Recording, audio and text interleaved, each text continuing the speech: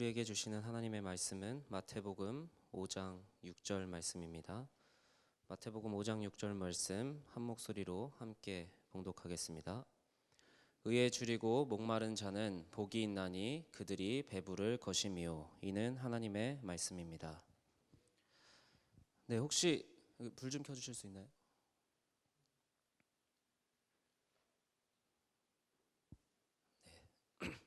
혹시 이 자리에 참석하신 청년들 중에 굶주림을 경험해 본 청년들이 있나요? 굶주림 있어요? 아, 네, 있군요. 그 굶주린 사람의 특징을 한 학자가 이렇게 정리를 했어요. 그 사람이 어떤 특징이 있는지 한번 잘 들어보세요. 첫 번째로요, 굶주리면요 고통스럽대요. 두 번째로 음식 외에는 아무것도 안 보인대요. 그리고 마지막으로는 허기를 채울 것을 손에 넣으려고 씨름하고 모험한대요. 근데 저도 사실은 우리 시대가 그렇게 굶주림을 경험하기 쉬운 시대는 아니잖아요. 근데 제가 이 굶주림을 경험했을 때가 언제냐? 이제 금식할 때예요. 저도 이렇게 금식을 자주 하는 사람은 아니지만 수련회 전에는 항상 일주일 금식을 하는데, 사실은 이 금식을 하는 이유가 뭐냐면 하나님 앞에 간절함을 표현하는 행위이면서 동시에 밥을 먹을 시간에, 그러니까 육의 양식을 채울 시간에 영의 양식을 채우겠다, 이런 표현이거든요. 근데 금식을 해보시면 알 거예요. 이게 가끔 금식하면요 음식 생각이 더 나요. 하나님을 생각하려고 금식을 하는데 평소에는 별로 관심도 없던 음식들이 계속 떠오르고요. 유튜브를 들어가면요 먹방을 키고 싶은 유혹이 더 커지고 계속해서 음식을 묵상하게 되는 거예요. 눈을 감아도 특히 자기 직전이 진짜 힘들어요. 이게 계속 평소에는 먹고 싶다는 생각을 하지 않았던 음식까지 생각나는 게 바로 굶주림이더라고요. 그래서 금식할 때를 생각해 보면 고통스럽고요. 음식 외에 다른 게 생각하기가 참 어렵고요. 금식이 끝나자마자 먹을 것을 막 먹고 싶은 욕구가 치솟아 오릅니다.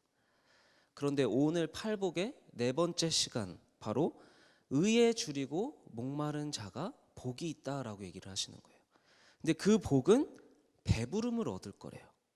이 말을 이해하기 위해서 우리는 먼저 도대체 우리가 굶주리고 목말라야 하는 의가 무엇인지, 두 번째로 하나님이 약속하신 배부름은 무엇인지, 그래서 오늘 이 두 가지를 통해서 하나님의 말씀을 우리 삶에 적용하는 은혜가 충만하기를 축복합니다.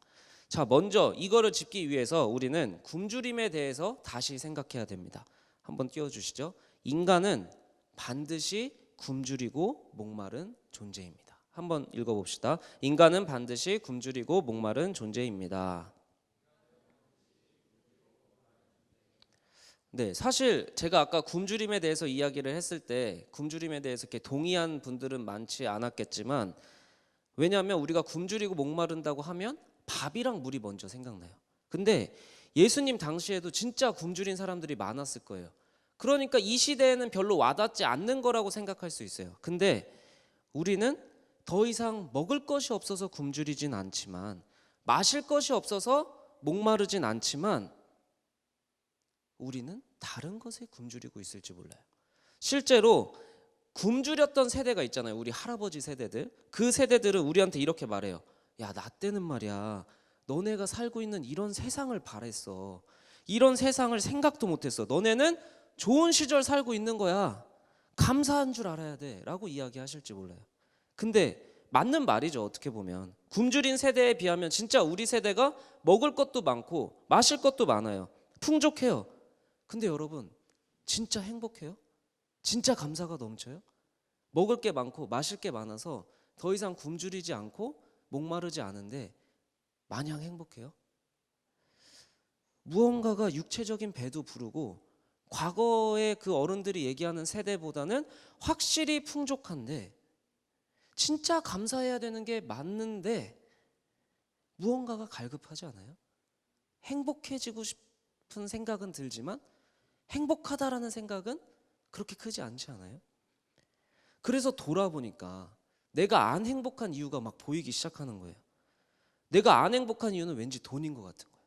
내가 돈만 있었으면 해결할 수 있는 문제가 너무 많아. 그러니까 돈만 벌면 돼라고 생각을 해요. 아니에요. 나는 돌아보니까 내가 안 행복한 이유는 관계인 것 같아요. 내가 믿을 만한 가족이나 믿을 만한 친구가 있었으면 이렇게 내가 큰 걱정거리는 없이 살았을 것 같아요. 난 돈 별로 그렇게 구애받지 않아요. 나는 믿을 만한 사람이나 믿을 만한 가족이 있었으면 이렇게 안 힘들 것 같아요. 또 어떤 사람은 내가 안 행복한 이유가 바쁜 일상이라고 얘기하는 사람이 있을 거예요. 남들은 내 직업 보고 내 직장 보고 야, 너 정도면 안정됐지, 감사해야지 라고 이야기하는 얘기를 너무 많이 듣는 사람들이 있을 거예요.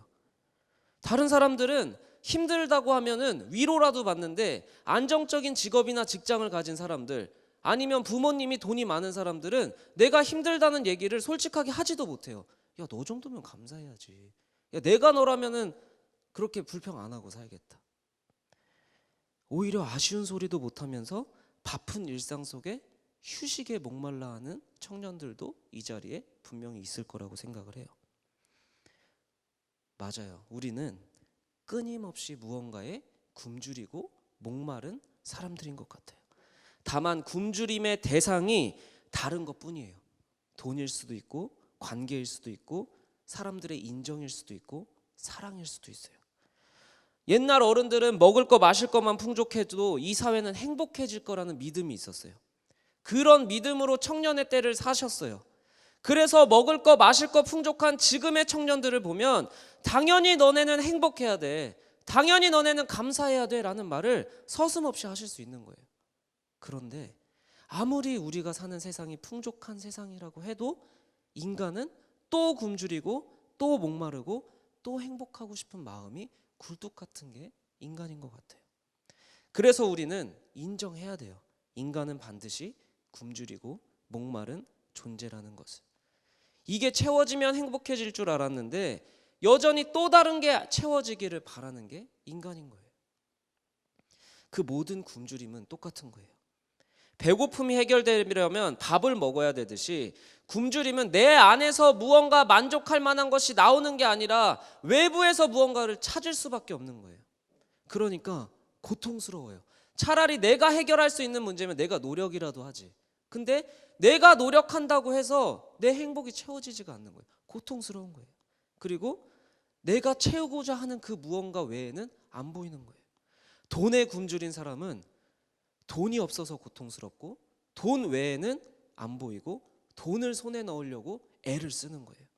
관계에 굶주린 사람은 관계가 만족되지 않아서 고통스럽고 모든 문제를 관계 탓으로 돌려요. 좋은 관계를 맺고 싶은 사람이 난다 그러면 그 사람을 어떻게든 내 편으로 만들려고 갖은 수를 다 쓰게 돼요. 인정에 굶주린 사람도 마찬가지예요. 휴식에 굶주린 사람도 직장이 안정적이든 뭐하든 내가 지금 고통스러우니까 이 안정적인 직장 때려치는 한이 있더라도 나는 행복해지고 싶어 라는 생각을 하는 거예요. 우리는 굶주린 존재들이 분명합니다. 목마른 존재가 분명해요. 예수님은 그걸 알고 얘기를 하신 거예요. 예수님이 이 말을 하실 때 그 예수님을 둘러싼 수많은 사람들도 각양각색의 굶주림과 목마름에 처해 있었을 거예요. 어떤 사람은 진짜 음식에 굶주린 사람도 있었을 것이고 어떤 사람들은 병이 낫고자 하는 욕심이 있는 사람들도 있었을 거고 어떤 사람은 신분이 높아지는 굶주림에 사로잡힌 사람들도 있었을 거예요. 제자들도 똑같았죠. 그들이 예수를 믿는 이유는 높아지고 싶었기 때문에. 수많은 예수님을 따른다고 하는 그 무리들도 무언가 예수님을 통해서 만족감이나 행복감을 얻으려고 예수님을 따르고 있었던 거예요. 왜? 인간은 굶주리고 목마를 수밖에 없는 존재니까. 그래서 예수님이 가장 많은 사람들이 예수님을 따랐을 때가 언제냐? 오병이어 기적을 일으키셨을 때 가장 많은 사람들이 따랐고 가장 많은 사람들이 예수님을 인정했어요. 오늘 말씀 한번 띄워주시겠어요? 요한복음 말씀을 보면요, 이 오병이어 기적을 일으키고 나서의 말씀이에요. 오병이어 기적을 일으키니까 사람들이 뭐라고 그래요? 그 오병이어 기적을 보고 야, 이 예수님이 참으로 세상에 오신 그 선지자 맞구나, 예수님을 인정하는 거예요. 그런데 예수를 믿었다고 인정하지만 오히려 예수님은 어떻게 하시죠? 혼자 산으로 떠나가셨다라고 나오는 거예요. 우리는 행복해지고 싶어서 예수를 믿으러 와요. 문제를 해결받고 싶어서 예수를 믿으러 와요. 근데 예수님을 믿다 보면 진짜 초반에 많은 경험을 하는 사람들이 있어요. 우리 부모님 세대만 봐도 간증하면요, 놀라운 일들이 많아요. 예수님 믿었더니 내가 사업이 성장했습니다. 예수님 믿었더니 내가 병이 나았습니다. 그런데 어느 순간 예수가 안 믿어지는 세대가 나타나는 거예요. 예수가 해주었다고 기쁘게 말했던 그 모든 것들이 사라진 세대가 오는 거예요. 그건 그때지. 지금은 아니에요. 지금은 별거 없어요. 그리고 예수도 없어요. 분명히 우리의 굶주림을 해결해 주셨을 때 우리는 예수님을 인정했어요. 근데 그 인정 앞에 예수님은 혼자 산으로 떠나가셨어요. 더 이상 그 무리 앞에 내 문제가 해결됐다라고 자신만만했던 그 무리 앞에 예수님은 더 이상 존재하지 않았어요. 먼저 우리는 인정해야 돼요. 우리는 굶주리고 목마른 존재지만 이 굶주림과 목마름을 해결해 주실 수 있는 분은 예수님이라는 사실을 인정해야 돼요. 여러분들이 지금 가장 큰 굶주림이 있을 거예요. 제가 말했던 휴식일 수도 있고 안정된 직장일 수도 있고 돈일 수도 있고 사람들과의 관계일 수도 인정일 수도 있어요. 그 큰 굶주림 있잖아요. 솔직하게 하나님한테 고백해야 돼요. 기도하고 간구해야 돼요. 내가 굶주리다고 생각하는 것을 채워주실 분은 하나님입니다. 그걸 인정해야 돼요. 그런데 반드시 그 굶주림을 하나님이 채워주실 거라고 저는 믿습니다. 그러나 예수님은 그것으로 완벽하게 완전하게 너희가 행복해질 수 없다라는 사실을 분명히 여러분들한테 또 가르쳐 주실 거예요. 어떻게 가르쳐 주시냐? 내가 해결된 그 문제 때문에 예수님을 인정하는 그 사람들에게서 예수님은 잠시 떠나가시는 겁니다. 때로는 채워주시지만 진짜 채워줄 것이 무엇인지 알려주시기 위해서 예수님은 사람들을 떠나시기도 한다라는 거예요. 그런 예수님에게 남아있는 말은 바로 이 말씀입니다. 의에 굶주려야 배부를 수 있다라는 거예요. 모든 것에 굶주릴 수 있지만 너희가 배부름을 얻을 수 있는 유일한 조건은 뭐다? 의에 굶주려야지만 배부를 수 있다라는 거예요. 한번 따라해 봅시다. 의에 굶주려야 배부를 수 있다. 알겠습니다. 배부를 수 있는 방법이 의에 굶주려야 되는 거군요. 근데 의가 뭐예요? 일반적으로 우리가 누군가 의롭다 하면 어떤 느낌이에요? 그 사람이 의로운 성품을 가졌다라고 생각을 해요. 우리가 지난주에 온유를 나눴을 때도 온유를 사람의 성품으로 생각하는 경우가 있다고 했어요. 그러나 성경이 말하는 온유는 하나님의 통제를 받는 관계라고 말씀드렸어요. 근데 성경에서 말하는 의도 똑같아요. 세상이 말하는 의는 그 사람의 어떤 행동의 의도가 정직하고 바람직하다라고 얘기하는 그 성품이지만 성경에서 말하는 의는요, 성품이 아니라 하나님과 그 사람의 관계가 온전하다, 하나님이 그 사람하고 온전한 관계를 이루고 있다라는 거예요. 결국 성경에서 말하는 의에 집중을 해야지 우리가 배부를 수 있는 거예요. 자, 하나님과 사람의 관계는 성경에서 처음부터 언약으로 이루어졌어요. 이게 무슨 말이냐? 하나님이 사람을 창조하시고 뭐라고 얘기하시죠? 가장 먼저 무슨 명령을 하셨을까요? 딱 한 가지 명령하셨어요. 무슨 명령을 하셨죠? 선악과를 먹지 말라는 명령을 하셨어요. 그 명령을 지킬 때 너는 나와 온전한 관계를 이루고 그 명령을 지키지 않을 때 죽을 것이다 라고 얘기하신 거예요.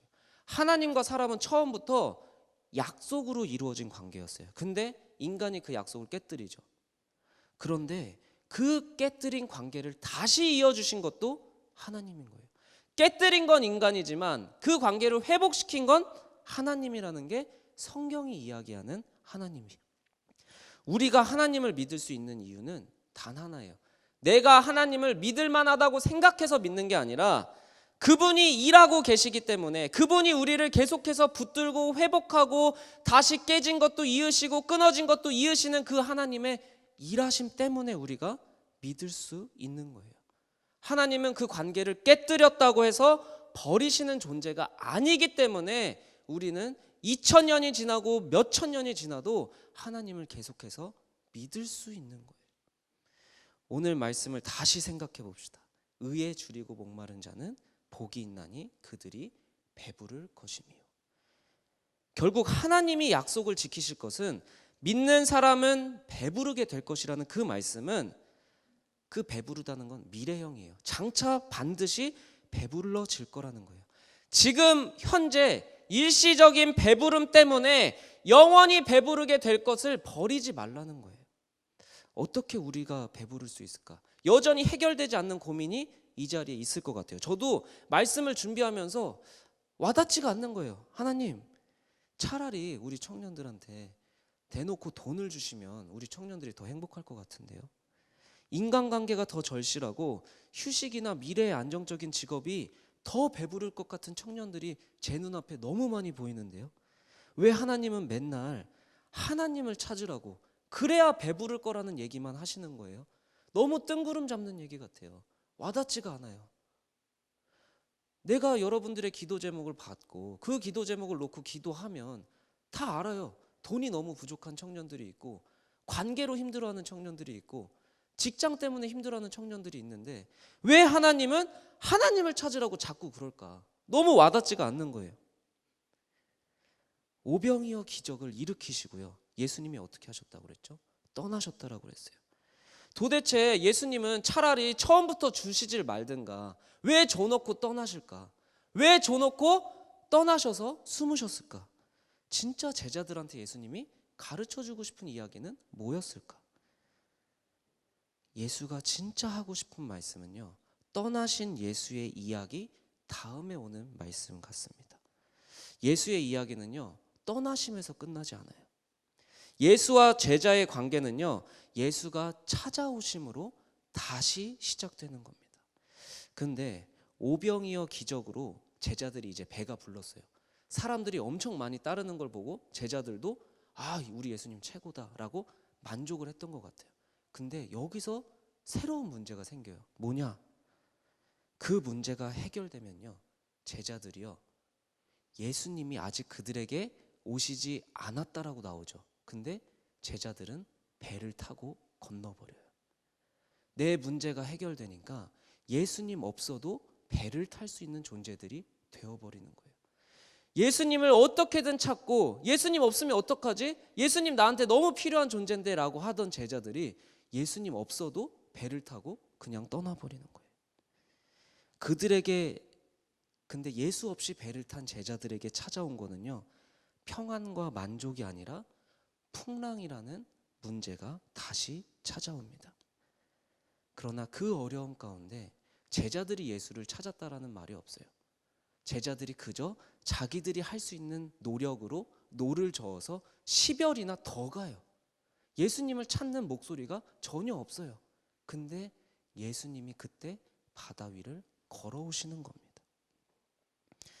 예수님은 제자들에게, 그리고 이 말씀을 읽는 우리에게 이걸 가르쳐 주시는 것 같아요. 하나님, 내 눈앞에 이 문제만 해결되면 나 하나님 잘 믿을 것 같아요. 하나님, 내 문제가 이것만 해결되면 내 인생은 다른 문제 없을 것 같아요. 그런데 그게 해결되면 예수님 없어도 된다라는 자신감이 생기고, 그 자신감에서 또 다른 문제가 생긴다라는 거예요. 배고픔이 해결된 제자들에게 풍랑이라는 문제가 찾아온 거예요.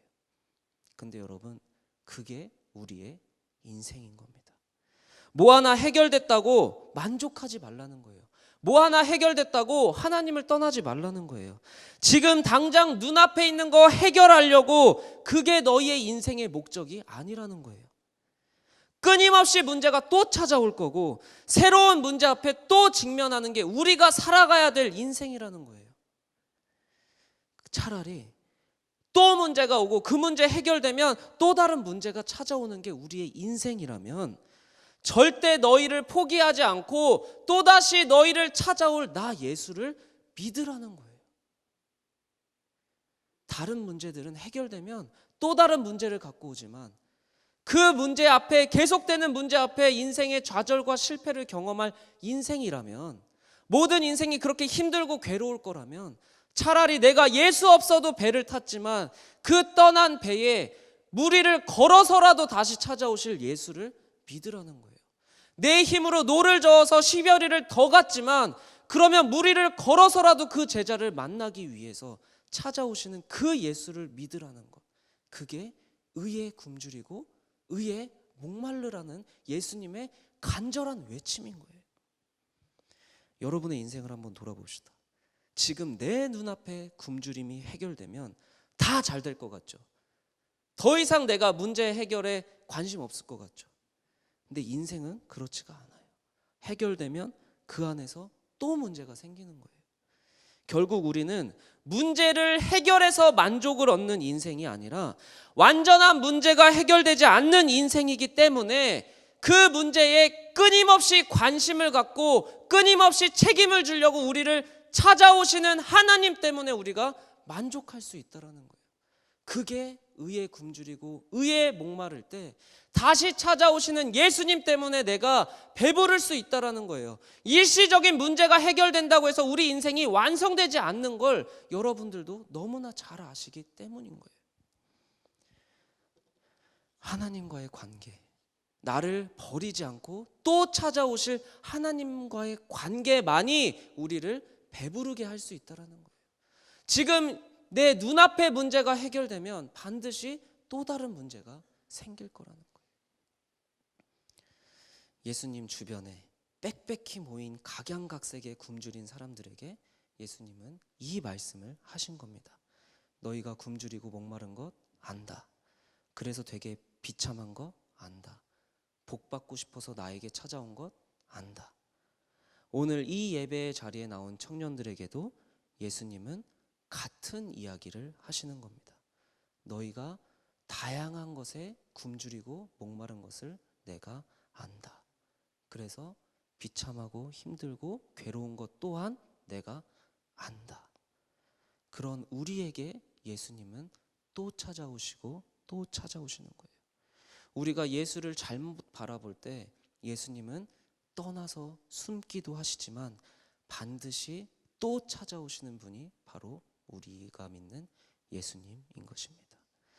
이 자리에 있는 청년들이 솔직하게 인정했으면 좋겠습니다. 지금 내 눈앞에 문제가 해결되면, 내 눈앞에 시험을 합격하면, 내 앞에 힘든 관계가 풍성해지면, 워라밸이 잘 지켜지는 직장을 가면 결국 우리는 예수 없이도 배를 타는 인생이 될 것입니다. 수많은 간증한 사람들이 하나님이 이렇게 나를 축복해 주셨어 라고 하지만 어느 순간 더 이상 하나님이 필요 없는 존재들이 될 겁니다. 그러나 그 하나님이 필요 없는 인생 속에도 또 파도가 치고 배부름이 해결되면 안정적인 인생이 될 줄 알았는데 풍랑이 일고 두려움이 오는 겁니다. 근데 문제를 한번 해결받은 사람은 자기 힘으로 10여리를 더 갑니다. 예수님을 찾지 않을 수도 있습니다. 그러나 그런 우리이지만 예수님은 물 위를 걸어서라도 다시 우리를 찾아오신다라는 겁니다. 너희를 진짜 배부르게 하기 위해서 물 위를 걸어서라도 10여리를 자기 힘으로 살아가는 그 인생 가운데 찾아오셔서 반드시 배부르게 하실 거라는 게 바로 우리의 하나님인 겁니다. 적어도 여러분이 여러분의 힘으로 하나님 필요 없어라고 배를 몰고 간다 할지라도 예수 그리스도가 여러분들의 인생을 향하여 물 위를 걸어오실 때라도 예수 그리스도를 알아보는 축복이 여러분 안에 있기를 축복합니다. 제자들은 예수를 알아보지 못하고 두려움에 떨었지만 결국에는 예수를 알아보고 기뻐하며 인생이라는 그 배에 예수님을 다시 태웁니다. 적어도 여러분이 일시적인 굶주림이 해결되었다고 해서 예수님 없이도 나는 인생을 살 수 있다라는 생각이 여러분 안에 있다고 하더라도 때로는 새로운 문제 앞에 이거 봐 예수는 없어 라고 생각하며 노를 저어 심리를 더 간다 할지라도 그 인생에 찾아오시는 예수 그리스도를 반드시 알아보는 하나님의 축복이 있기를 축복합니다. 이 시간 우리가 하나님 앞에 솔직히 고백하며 나아가면 좋겠습니다. 하나님, 내 안에 수많은 굶주림이 있습니다. 주님이 내 최고의 배부름이라는 것을 안 적도 있었습니다. 그러나 여전히 나는 육체가 그리고 물질이 먹을 것이 안정적인 직장이 필요한 사람입니다. 하나님, 오병이어 기적을 일으키신 예수님, 그 예수님 앞에 여러분의 솔직한 지금 가장 큰 굶주림, 여러분에게 하나님이 필요한 가장 큰 이유, 그것이 물질적이어도 됩니다. 그것이 세속적이라고 누구를 비판할지도 모릅니다. 그래도 하나님 앞에서만큼은 솔직하게 여러분의 굶주림을, 여러분의 배고픔을 고백하며 나아가면 좋겠습니다. 이 시간 잠잠히 눈을 감고, 하나님, 내 안에 이런 큰 굶주림이 있습니다. 사실은 내가 교회에 나온 이유도 이 굶주림 해결받고 싶어서 나온 겁니다. 사실 내가 예수님한테 간절히 기도하는 이유도 사실은 이 큰 굶주림 때문입니다. 여러분들이 솔직하게 이 시간 여러분들의 큰 굶주림, 가장 큰 목마름, 그것을 한 번도 하나님한테 고백하지 않았다면, 하나님께 기도할 생각도 하지 않았다면, 적어도 이 시간에는 잠잠히 여러분의 굶주림을 놓고, 여러분의 목마름을 놓고 하나님 앞에 그 굶주림을 채워달라는 정말 어린아이의 그 마음을 가지고 함께 기도하며 나아갑시다. 하나님, 우리 청년들 가운데 다양한 모습의 굶주림이 있습니다. 우리 청년들 가운데 다양한 목마름이 있습니다. 물질로 힘들어하는 청년들이 있습니다. 돈으로 힘들어하는 청년들이 있습니다. 관계로 힘들어하는 청년들이 있습니다. 남들이 인정해주지 않고, 남들이 나를 사랑해주지 않고, 누군가는 행복한 가정이 있는데 나는 행복한 가정이 없어서 힘든 청년들도 있습니다. 나는 맨날 희생하면서 친구를 사귀려고 하지만 도저히 나를 위해 희생하는 친구들을 만나지 못해서 힘들어하는 청년들이 있습니다. 모든 사람들이 나는 안정적인 직장을 가졌다고 하지만 도무지 감사가 회복되지 않는 청년들이 있습니다. 여러 가지로 내 앞에 수많은 혼란과 문제와 안정되지 않은 직장과 캄캄한 미래 때문에 하나님 앞에 나오는 청년들이 있습니다. 하나님, 배고픈 그들에게 오병이어의 기적을 베푸신 주님, 우리에게도 수많은 굶주림이 있습니다. 하나님, 우리가 적어도 주님 앞에는 솔직해지고 싶습니다. 적어도 주님 앞에 나의 굶주림을 고백하는 청년들이 되기를 원합니다. 하나님, 적어도 하나님 앞에서는 내가 이런 큰 굶주림이 있다고, 내가 이런 큰 목마름이 있다고, 예수님 없이는 이 굶주림을 해결해 줄 수 있는 존재가 없다, 적어도 하나님 앞에서는 솔직하게 기도할 수 있는 청년들이 되게 하시고, 적어도 주님의 이름으로는 아무도 해결할 수 없는 나의 문제를 고백하는 청년들 되게 하시고, 하나님, 부디 우리의 기도에 응답하여 주시고, 부디 우리의 굶주림을 채워주시고, 부디 우리의 목마름에 주님께서 응답하여 주시옵소서. 우리 청년들의 굶주림에 응답하시는 하나님이 아버지, 오병이어의 기적을 통하여 그들이 비록 건강하지 못한 간구였다 할지라도, 그들이 비록 완전한 간구는 아니었다 할지라도, 그들이 완벽한 기도는 아니었다 할지라도, 오병이어로 그들을 배부르게 하신 하나님, 그들을 배부르게 하여 주시옵소서. 그들의 배고픔을 일시적으로라도 해결하여 주시옵소서.